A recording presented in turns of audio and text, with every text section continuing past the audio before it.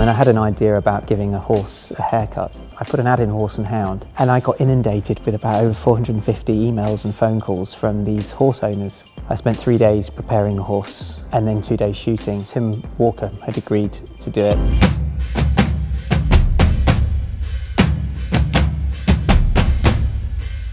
They called me one day and said, "We've got this girl from Sweden, let us know what your thoughts are." And when she came in and I just cut her hair without telling them, I just did it. Gianni Scumaci is a revolutionary hairstylist who created the groundbreaking fanny haircut. It became global, ended up becoming a question on Trivial Pursuit. Gucci, Jill Sander, TSE Cashmere and Gap all used her in campaigns. But it was more about who she was as a person, more so than the aesthetical way it looked. I think the reason the haircut was so successful was because the way I work with characters, you're not only just understanding who they are, but you're taking them further from a deeper place.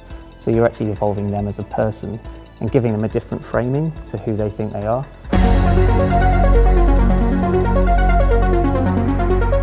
I think hairdressers fulfill a really high social function, and I'm extremely passionate about bringing a huge spotlight and awareness into this area. I think it's about how you make someone feel as much as the way you make them look. I find people really interesting. I mean, it pushes me to find out more about them.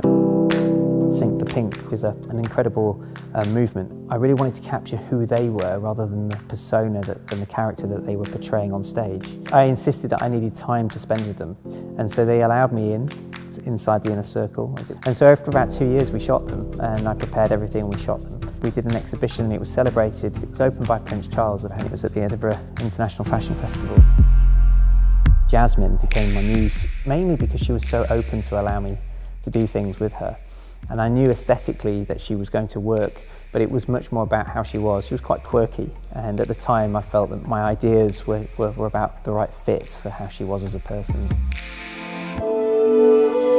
It's not the work that inspires me, it's actually the mind of someone and the mindset of how they think and why they think. How I work with clients and how I work with in anything that I do, really.